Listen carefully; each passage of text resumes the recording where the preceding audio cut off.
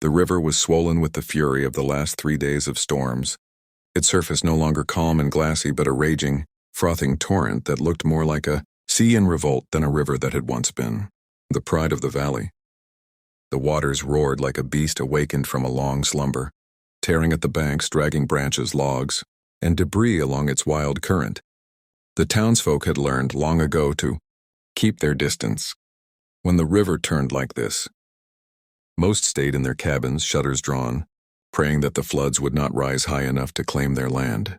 But fate has a way of turning its cruel eyes on the innocent, and that evening, as the clouds cracked with the faintest touch of golden sunlight trying to pierce through, a scream shattered the storm's chorus.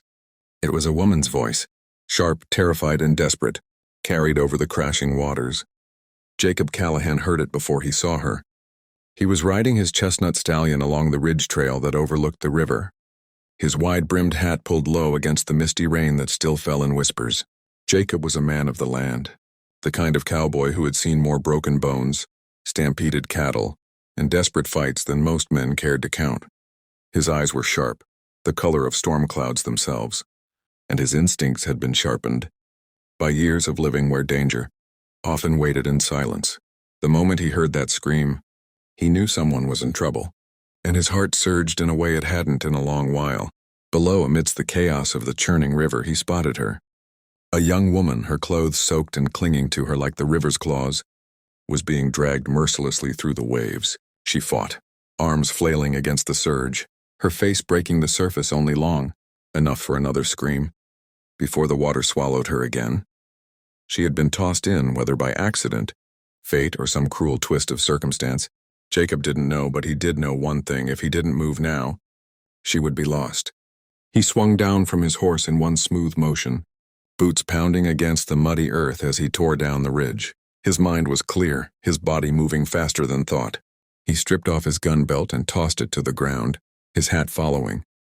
The last line of defense between him and the storm being nothing but his grit and his will. The woman's cry echoed once more, weaker this time, and it struck him in the chest harder than any bullet ever could. Without hesitation, Jacob dove. The river swallowed him instantly, the cold striking like knives against his skin, dragging at him with all the force of nature's wrath. For a moment, even he, the man known for standing unbroken through fights and storms alike, felt the pull of death whisper at his ears. But Jacob was not the kind to surrender. His arms cut through the waves, his boots kicking hard, his eyes fixed on the desperate figure ahead. She was there, struggling, her eyes wide with terror, her lips gasping for air as the current dragged her under once more. Jacob reached her just as the river tried to claim her for good. His hand shot out, strong fingers gripping her arm. She thrashed wildly at first, panic consuming her, but he pulled her close, locking her against him with a strength born of sheer determination. "I got you," he roared over the thunder of the water, though he wasn't sure if she even heard. Her hair whipped across her face, her nails digging into his shoulders as she clung to him like a lifeline. The river didn't take kindly to being defied. It threw its weight against them, battering them with waves and dragging them toward jagged rocks that jutted from the surface like knives. Jacob shifted, taking the blows on his back, shielding her as best as he could. Every muscle in his body burned, his lungs screaming for air as the current tried to pull him under. Yet with each surge he fought harder, forcing his way toward the distant shore. He could see the line of trees, the muddy bank just beyond the chaos, but it felt impossibly far.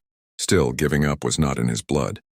The woman buried her face against his neck, trembling, her breath hot and shallow against his skin. She whispered something, words he couldn't hear over the roar, but the sound of her voice ignited something inside him, something that turned his fight into fire. He kicked harder, arm by arm, dragging them through until at last his feet found purchase against a shallow rise beneath the waves. With a final surge of strength, he lifted her higher, her body half out of the water as he staggered toward the bank. The river clawed at them, unwilling to release its prey, but Jacob refused to let go. At last, with one final push, they collapsed onto the muddy shore. The woman lay coughing and gasping beside him, her body trembling, while Jacob sprawled on his back, chest heaving, the rain mingling with the sweat and river water streaming down his face. For a moment, neither spoke. Only the sound of their ragged breaths and the fading growl of the river filled the air. Then slowly Jacob turned his head toward her. She was young, her face pale but striking, with eyes that seemed too full of life to have been snuffed out in that river. She looked back at him, still trembling, lips parted as if she wanted to speak but couldn't find the words. He gave her a faint, tired smile. "You're safe now," he said, voice rough but steady. Her eyes shimmered with tears as she whispered, "You saved me." Jacob didn't reply right away. He just looked at her, the storm still raging around them, and wondered what kind of fate had thrown her into his path. The night that followed, their desperate struggle with the river was heavy with silence, broken only by the occasional crack of thunder rolling far in the distance. Jacob had managed to get a small fire going in a hollow, beneath a cluster of cedar trees, its glow flickering against the damp earth, casting both of them in shifting shadows. The woman sat wrapped in a rough wool blanket he had pulled from his saddlebags, her hair still damp and clinging in curls to her face, her eyes fixed on the flames as though she feared the darkness just beyond. She hadn't spoken much since he pulled her from the river. Her words fragmented, her voice trembling. Jacob didn't push her. He'd learned long ago that sometimes silence held more truths than questions could. Still, curiosity tugged at him. Who was she? What was she doing by the river in the middle of a storm? And more importantly, what had thrown her into that raging current that nearly claimed her life? He leaned back against a fallen log, his broad shoulders heavy with fatigue, though his eyes remained sharp. "You're safe now," he told her again, his voice steady, though softer than before. "Fire will keep you warm till dawn. Storm's breaking, so we'll ride out come morning." She looked up at him then, her lips parting as if to speak, but hesitation flickered across her face. Finally, her voice came low and fragile, yet edged with something fierce. "They'll be looking for me." Jacob's brows furrowed. "They?" Her gaze darted to the shadows beyond the fire, fear sparking in her eyes like the flames reflected there. "Men, dangerous men. I was running. They caught me near the ridge. I thought I could lose them by the river, but—" Her voice broke as she clutched the blanket tighter, the memory of the water's grip still written in her trembling hands. Jacob listened in silence, the weight of her words settling over him. This wasn't just an accident, nor was she some traveler unlucky enough to stumble into a storm. This was something darker. He'd seen it before, innocent souls hunted by those who knew only greed and cruelty. He had no love for men like that. "What do they want with you?" he asked, though he already suspected the answer would be grim. Her eyes flicked back to his, wide and brimming with pain. "My family's land. It's all I have left. My father passed last winter and they think I'm weak. Easy to drive off. Or worse." She swallowed hard, her jaw trembling as she forced the words out. "They said they'd make sure I disappeared, that no one would ever find me. I barely escaped before they—" Her voice faltered, but Jacob didn't need her to finish. His fists clenched against his knees, anger flashing in his storm-gray eyes. He had known cruelty in his time, but there was a line a man didn't cross, and those who hunted this girl had leapt over it without shame. He leaned forward, his tone calm but laced with steel. "They ain't gonna touch you again. Not while I'm standing." She studied him for a long moment, searching his face for a hint of doubt, but there was none. Jacob Callahan was a man carved from the land itself, and when he spoke there was a weight that felt unshakable. Slowly, some of the tension drained from her shoulders, and for the first time since the river, she allowed herself to breathe. Still, the night stretched on, and Jacob knew rest would come uneasily. His instincts told him trouble was close. Men like the ones she described didn't stop their hunt just because the storm raged. If anything, they'd be circling now, waiting for dawn to reveal fresh tracks. He kept his rifle propped within arm's reach, his hat tipped low but his senses sharp. Beside the fire, the woman finally drifted into restless sleep. Her face softened by the glow, but her hand still gripping the blanket as though it might vanish. Jacob watched her a long time, his mind turning over the path that fate had set before him. He hadn't asked for this, hadn't asked to dive into a river, to carry a stranger back to shore, to shoulder her fears, but the land had a way of deciding for a man. And in his gut he knew this was just the beginning. As dawn crept over the horizon, painting the sky in streaks of pale gold and silver, Jacob rose. The storm had passed, but the ground was heavy with mud, and the air still hummed with the weight of danger. His stallion snorted, restless, sensing the tension. Jacob saddled him in silence, every movement precise. When the woman stirred awake, he was ready. "We ride," he said simply. She blinked against the light, exhaustion still clinging to her. But when she met his gaze, she saw the resolve there. Slowly she nodded, pulling herself to her feet with the strength of someone who had been broken but refused to stay down. Together they mounted and rode toward the rising sun, the river's roar fading behind them. Yet as the wind carried the scent of smoke from the valley ahead, Jacob knew the storm was far from over. The trail ahead wound through a valley, where the morning mist clung, low to the earth, weaving itself among the cottonwoods and willows like a living thing. Jacob kept his stallion at a steady pace, his eyes scanning the horizon with the instinct of a man who knew danger could rise from silence as quickly as from noise. The woman rode behind him, her arms wrapped tightly around his waist. The wool blanket now rolled and tied across the saddle. Though her grip was steady, he could feel the tension in her every breath, as though the forest itself whispered the promise of pursuit. Jacob said little, but his thoughts churned like the river. They had barely escaped questions of who these men were, how many, and what lengths they would go to for the land that was rightfully hers. He had known men of greed before, ranchers who pushed fences too far, gunmen who enforced false claims with lead and fire, but the fear he had seen in her eyes told him this threat was something darker. By mid-morning, the mist began to burn away, revealing the valley floor dotted with wildflowers and the faint smoke of campfires in the distance. Jacob reined in, narrowing his eyes. That smoke wasn't from any homestead, too black, too thick. It smelled of trouble, and his instincts told him they were closer to danger than he'd hoped. "We'll cut through the pines," he muttered, steering his stallion off the open trail and into the denser cover of the forest. The woman glanced back over her shoulder, nerves tightening her voice. "Do you think they're all ready?" "I know they're all ready," Jacob cut in, his tone calm but unyielding. "Men like that don't rest, not when they've set their mind to huntin'." She swallowed hard, silent again, trusting him because she had no other choice. The forest closed around them, pine needles softening the sound of hooves, sunlight spearing down in golden shafts. For a brief while it almost seemed peaceful, until a rifle crack split the air. The bullet tore bark from a tree inches from Jacob's shoulder. He yanked the reins, driving the stallion hard to the left, pulling her low against the saddle. More shots followed, echoing sharp through the trees. The hunters had found them. Jacob spurred his horse into a sprint, weaving through the timber as lead hissed past them, splinters flying in every direction. The woman clung to him, her face buried against his back, her scream lost in the thunder of hooves.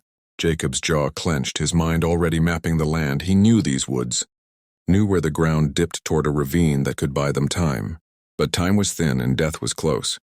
He veered sharply, the stallion leaping a fallen log just as another bullet sliced through the air where they had been a heartbeat before. Jacob reached for his revolver, firing back blindly to keep their pursuers cautious. The return shot struck a branch, sending it crashing down behind them, momentarily blocking the path. They raced on, the sound of shouting fading just enough to give them a breath. The ravine loomed ahead, steep but crossable for a skilled rider. Jacob didn't hesitate. He urged the stallion forward, the ground dropping away beneath them in a bone-rattling descent before they splashed into the shallow creek below. Mud and water sprayed up, soaking them anew, but Jacob pushed on, urging the horse up the opposite bank. Behind them, their pursuers' shouts grew louder, closing in. At the crest of the rise, Jacob pulled to a stop, breathing hard. He turned in the saddle, his eyes scanning the ridgeline. 3 riders appeared through the trees, rough men, their faces hard, rifles glinting in the sunlight. The leader was tall, broad-shouldered, with a black hat pulled low and a scar that split his cheek like a jagged line. His voice carried easily across the distance. "Hand her over, Cowboy, and you can ride away free. She ain't worth dying for." Jacob's grip tightened on the reins, his revolver heavy in his hand. He glanced back at the woman, her face pale, her lips trembling, but her eyes blazing with something fierce. She shook her head, whispering, "Don't let them take me." Jacob turned back toward the men, his jaw set like stone. He called out, his voice steady, carrying over the valley. "If you want her, you'll have to take her from me. And that's a price you ain't ready to pay." The scarred man laughed, a sound that echoed cruelly. "Then you've just signed your death warrant." The other riders fanned out, rifles raised, the tension of violence hanging heavy in the air. Jacob's heart pounded, but his mind was clear. He had faced death before and would again. Only this time it wasn't just his life on the line, it was hers. He nudged his stallion forward a step, his revolver raised, his voice like steel. Come on then. Let's see if you've got the grit to back up your words. The valley erupted into chaos as the scar-faced leader spurred his horse forward, his rifle raised, the other two fanning wide to flank Jacob and the woman. The air was thick with tension, every heartbeat measured against the promise of violence. Jacob felt the weight of the moment press down on him, yet his hand was steady on the revolver, his eyes sharp as flint. He wasn't just fighting for himself anymore, he was the last line of defense between this woman and the wolves that hunted her. The scarred man barked an order, and the first shot rang out, the bullet kicking up dirt near Jacob's boots. In that instant, Jacob acted, squeezing the trigger with the precision of a man who had been forged in countless fights. His shot struck true, grazing the arm of the rider to the left, sending the man reeling in the saddle, his rifle clattering to the ground. The woman gasped behind him, clutching his waist tighter, her fear mixing with the surge of desperate hope. Jacob didn't waste time.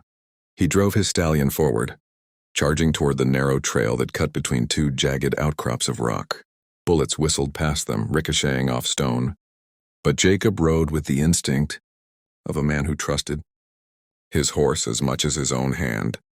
The stallion leapt over a fallen trunk, hooves pounding the earth like thunder, carrying them deeper into the twisting maze of canyons.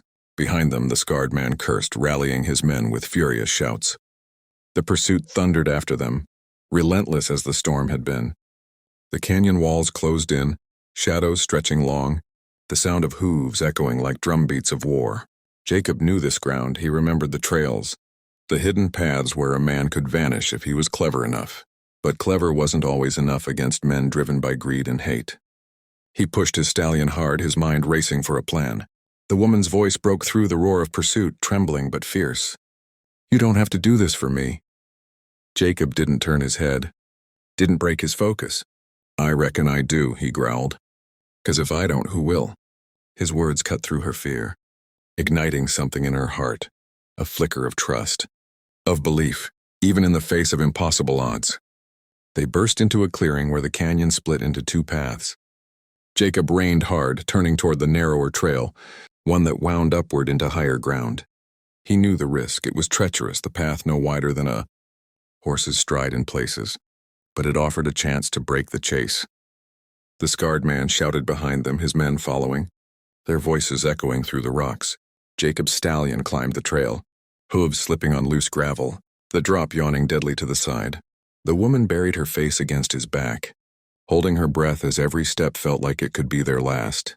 Jacob urged the horse higher, his body leaning forward, his eyes locked on the ridge above. At last they reached the summit. The valley spread out below them in a vast expanse of green and gold, the river winding like a silver snake through the land. But there was no time to marvel. The hunters were still coming, their shouts rising closer. Jacob swung from the saddle, pulling the woman down with him, his revolver in hand. He guided her behind a boulder, his voice low and urgent. Stay low. Don't move till I say. She nodded, her breath coming fast, her hands clutching the rock as though it might anchor her to safety. Jacob crouched, revolver ready, his eyes fixed on the trail below. The first rider appeared, rifle raised. But Jacob was quicker. His shot cracked, sending the man tumbling from his horse, his weapon scattering into the dust. The second rider charged, fury in his face, but Jacob met him head-on, seizing the reins and yanking him from the saddle in a brutal clash. They struggled in the dirt, fists and fury colliding, the man's blade flashing in the sun. Jacob caught his wrist, twisting hard, forcing the knife free before driving his fist into the man's jaw, sending him sprawling unconscious. But before he could catch his breath, the scarred leader arrived, his presence heavier than both the others combined. He dismounted with a deliberate slowness, his rifle tossed aside, a cruel smile tugging at his lips. You've got grit, cowboy, he said, his voice low and dangerous. But grit won't save you. Hand her over, and maybe I'll let you crawl away. Jacob stood tall, chest heaving, sweat and blood mingling on his brow. His revolver clicked empty. He'd spent his last round. All that remained was his will and his fists. He stepped forward, his voice cold as steel. I don't crawl. Not for the likes of you, the scarred man sneered, drawing a long knife from his belt, its blade gleaming. The two men circled, the canyon silent but for the wind. The woman watched from behind the boulder, her heart hammering. Torn between fear and awe as Jacob faced down her, nightmare with nothing but raw defiance. The fight came sudden, brutal, steel flashing, fists crashing, every strike echoing like thunder in the narrow pass. Jacob fought with the strength of a man who had nothing to lose and everything to protect, each blow fueled by the memory of her cry in the river, the sight of her trembling by the fire, the promise he had made. The scarred man slashed, the blade grazing Jacob's arm, but Jacob answered with a crushing elbow to his jaw, the impact reverberating through the canyon. They grappled, dirt flying, until Jacob wrenched the knife from the man's grip and hurled it aside. With a final surge, he drove the man back, his fist connecting with the scarred cheek in a strike that dropped him to the ground. Silence followed, broken only by Jacob's ragged breath. He stood over the fallen man, every muscle trembling with exhaustion, yet his eyes burned with unbroken fire. Slowly, he turned to the woman, who rushed from her hiding place, her eyes wide with relief and wonder. She reached for him, her voice breaking. You saved me again." Jacob sheathed the knife at his belt, his jaw set. "Ain't over yet," he said, glancing toward the horizon where more danger surely waited. "But long as I'm breathing, I'll see you through." And as the wind swept across the ridge, carrying the scent of freedom mixed with the smoke of enemies still out there, they knew the road ahead was far from safe. Yet together they were no longer just running, they were fighting back.